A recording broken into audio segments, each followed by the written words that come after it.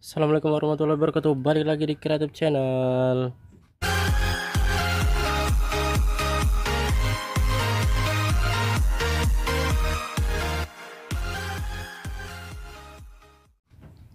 Oke guys, balik lagi di Sentra Rumah Jamur Insan Serbalawan, channel inspirasi, motivasi, dan semangat untuk berwirausaha ya guys.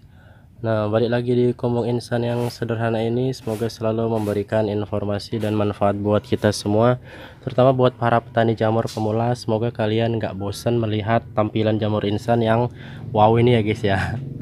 Bisa kalian lihat guys, ini hasil dari backlog jumbo. Dan ya bisa kalian lihat ukurannya udah hampir sebesar backlognya ya guys ya. Berarti memang benar kata Master Insan dulu bahwasanya ukuran tudung jamur itu akan lebar selebar hampir 2 kali lipat ataupun minimal selebar ya permukaan backlognya ya guys. Jadi semakin besar backlog yang kalian buat itu akan semakin besar jamur yang dihasilkan, akan semakin banyak jamur yang dihasilkan. Nah, bisa kalian lihat seperti itu guys. Wah, super sekali ya guys ya. Jadi semoga ini bisa memotivasi kalian, karena Insan mungkin akan memperbanyak yang seperti ini untuk dilihat-lihat, untuk cuci mata. Ini wah, bagus sekali ya guys ya. Nah, jadi ada pertanyaan masuk seperti ini guys, apakah semakin besar backlog akan mempengaruhi semakin banyak jamur yang dihasilkan? Nah, pertanyaannya seperti itu ya guys ya. Dan jawabannya ya udah jelas ya guys ya, karena semakin banyak ataupun semakin besar backlog yang ukurannya yang kalian buat itu, maka berarti jumlah serbuk kayunya, jumlah nutrisinya itu akan semakin banyak ketersediaannya. Jadi semakin banyak pula yang akan diserap oleh si jamur tiramnya.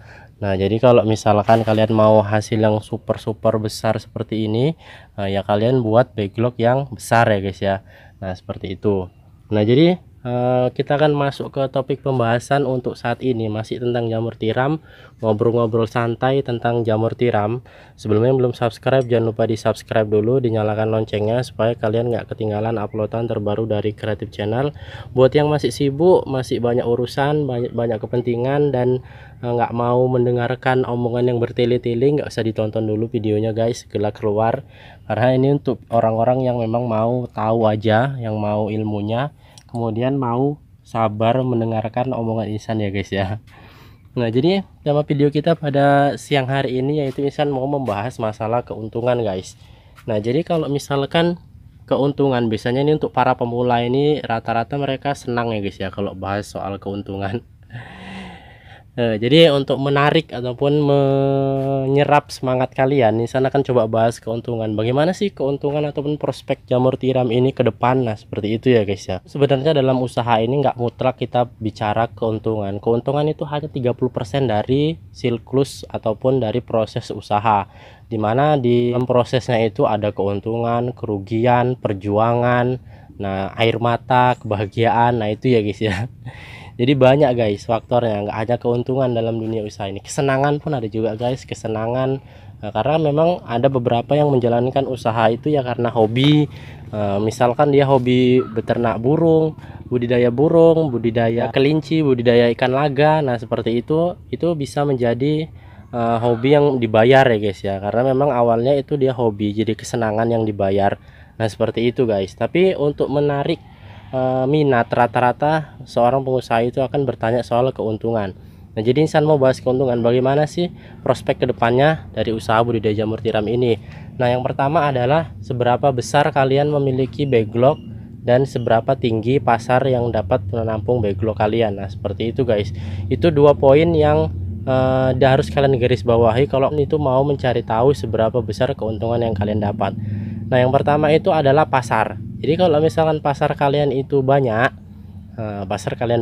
bisa menampung ratusan kilo, bahkan mungkin sampai berkuintal-kuintal per hari. Nah, itu ya udah pasti keuntungan kalian itu akan banyak ya guys ya. Tinggal mengikutin modal kalian sanggup atau tidak. Nah, kalau sudah pasarnya itu memenuhi kriteria, yaitu memiliki daya tampung yang lumayan besar, nah baru kita bicara soal permodalan ataupun soal backlog yang kalian punya. Nah, karena kalau misalkan sudah ada backlog tapi nggak ada penampungnya, itu sudah sama aja buntung ya guys ya, sudah sama aja buntung. Tapi kalau misalkan kalian punya 100 backlog aja, kemudian pemasaran kalian lancar, kemudian harga jual kalian bisa tinggi. Nah itu nggak ada menutup kemungkinan itu perputarannya akan lebih cepat, bahkan dalam 1 tahun mungkin bisa kalian memiliki 1000 backlog dari modal 100 backlog. Nah seperti itu guys. Nah jadi itu tadi guys ya, saling keterkaitan antara pemasaran dan permodalan ataupun jumlah backlog kalian, itu yang harus kalian garis bawahi. Kemudian yang selanjutnya adalah harga jualnya guys. Nah seperti yang udah Insan bilang tadi, setelah kalian punya pemasaran yang memadai, yang cukup banyak, kemudian kalian juga sudah mungkin udah bisa buat backlog sendiri, sudah produksi log sendiri di atas 500 atau 1000 log per hari. Nah yang jadi permasalahannya sekarang adalah kalian harus meningkatkan harga pasaran kalian guys. Caranya bagaimana? Kalau misalkan pengepul itu biasanya memang mengambil rata-rata agak rendah ya guys ya, karena memang mereka menanggung risiko barang tidak habis, menanggung risiko barang rusak, kemudian menanggung risiko barang melimpah di pasar. Nah, jadi mereka harus mengambil risiko semuanya, karena petani itu rata-rata kalau jualnya ke pengepul itu ya sudah lepas tangan ya guys.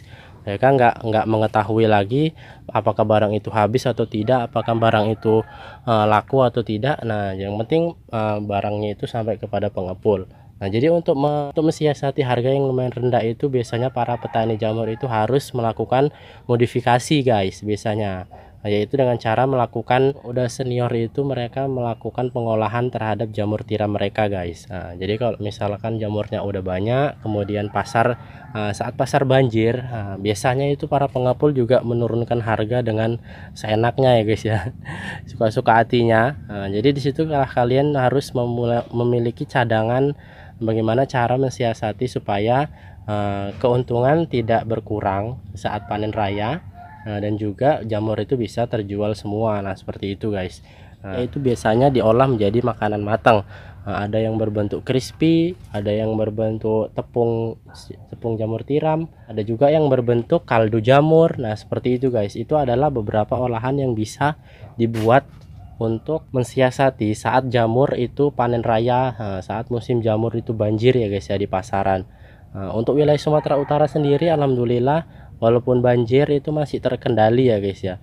Mungkin para petani jamurnya yang mengerem jadi di pasar itu memang tidak terlalu banjir, sehingga harga jual itu nggak pernah sampai anjlok, nggak pernah sampai di bawah 15.000, selalu minimal ya 18.000, paling mentok turun itu di 15.000 guys per kilonya. Nanti kemudian setelah udah langka atau normal lagi itu bisa sampai 23-25.000 per kilo.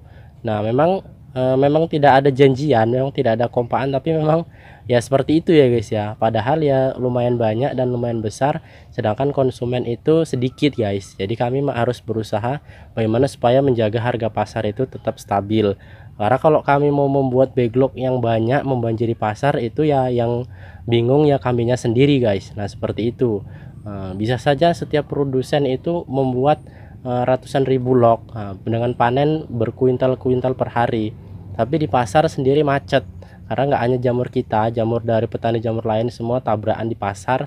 Nah jadi yang rugi siapa guys? Tentu saja yang bermodal lebih besar itu ruginya akan lebih banyak dibandingkan modal lebih kecil. Jadi dengan cara menjaga harga itu lebih tetap tinggi, kita bisa tetap produksi backlog dengan sedikit tapi keuntungannya bisa banyak. Nah seperti itu guys. Pernah juga Insan bahas di video lain guys soal tentang trik mendapatkan keuntungan lebih dengan hanya bermodal backlog yang sedikit guys. Jadi kita harus menjaga supaya harga jual itu tetap tinggi. Nah seperti itu guys.